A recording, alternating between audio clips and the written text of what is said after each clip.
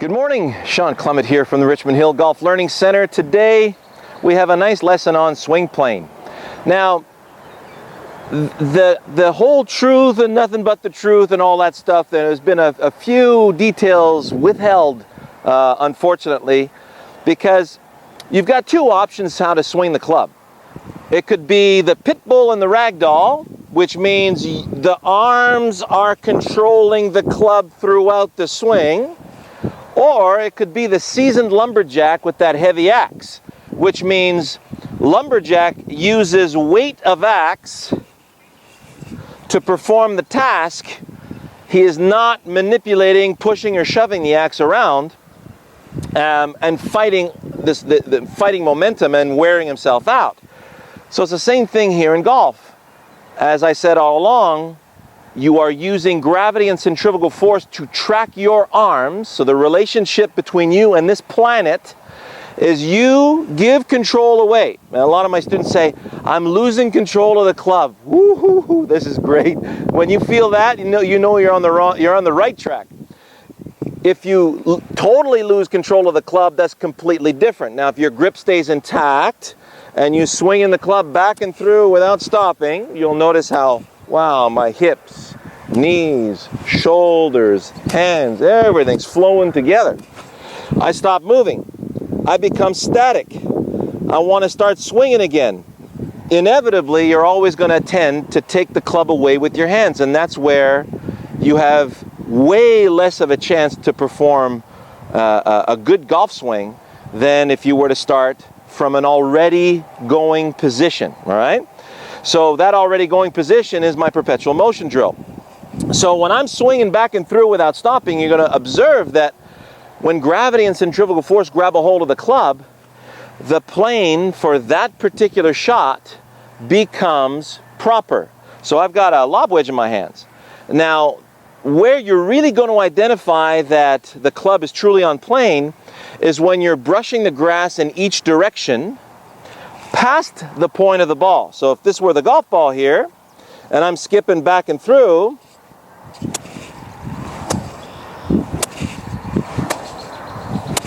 notice how I'm skipping on this side of the ball on the way back, and I'm skipping on this side of the ball into my backswing, right? So follow through, backswing. Now, if you're hitting the ground before the ball coming down, you're probably way too shallow. Or you're pushing with your hands and you haven't given up control yet, all right? So go to my arms and body timing and my stop crashing videos. That'll really clear things up for you, okay? I can't give you the whole ball of wax right here, but what I can give you is when you allow gravity to take control and you let the sole of the club brush the grass in each direction. I got a humdinger of video coming up for you next week. I just have to pick up a few things at the hardware store that I have on order, and we're really going to have a great time. So here we go.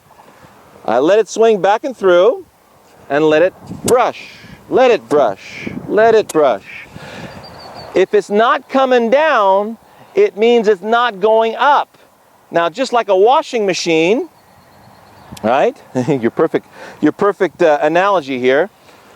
The washing machine spins. The energy propels the clothing to the perimeter of the machine. The clothing gets stuck on the walls. The water can get sucked out of the clothing through the holes in the walls. As I allow my arms to fall and the body turns out of the way, my arms are going to get pulled away from the body. When they do, the arms levitate upwards. So do not prevent this from happening. This is going to be your loss of control sensation. For somebody who keeps holding on to the control of the arms, Bubba Watson doesn't experience this. Tiger might right now. Okay, so when he's swinging back and through, let the arms swing, let the arms swing, let the arms levitate, let the arms levitate. So you notice, as I'm swinging back and through, the club skipping the ground, that doesn't look too high, too low, too upright, and it certainly doesn't look manipulated. If I go to a longer club, we go up the ladder here, 7-3 driver. This is where you're going to notice that if you allow the arms to swing freely,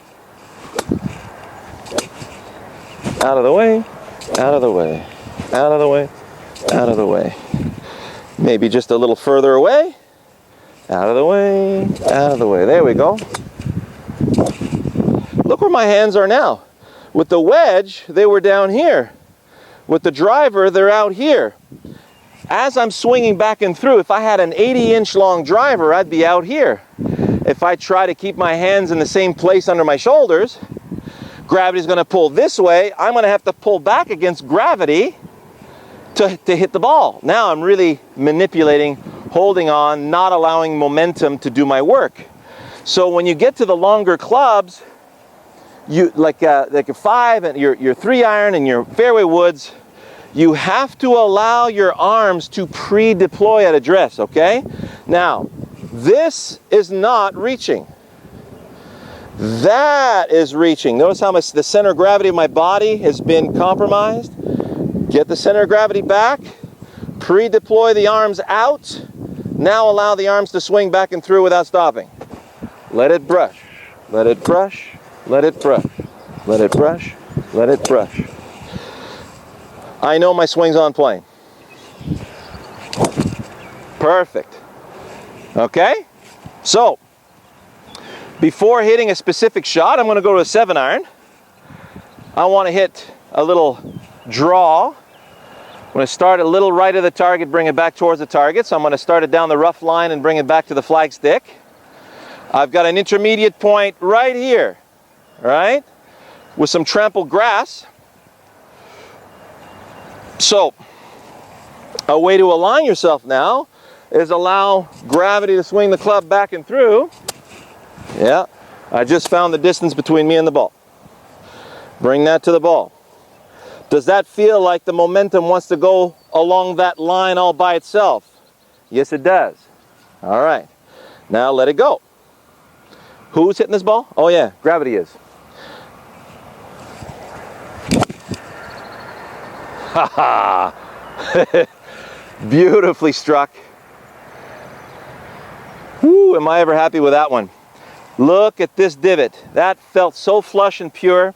So before you hit each shot, really feel what the swing plane is going to be when you let it happen. How's that for a concept? And then you'll see a lot of amazing results start to happen on the golf course. So the little drill I always use, if I go to my lob wedge now, I do a little perpetual motion back and through again. Now the brain says, oh, we have a lob wedge in our hands. That feels a little different. Bring this over, going over there, little draw, let it go. Out of the way, out of the way, out of the way. Superb contact. Oh, that felt good. A foot from my line, okay? Another perfect divot. So now, fairway wood.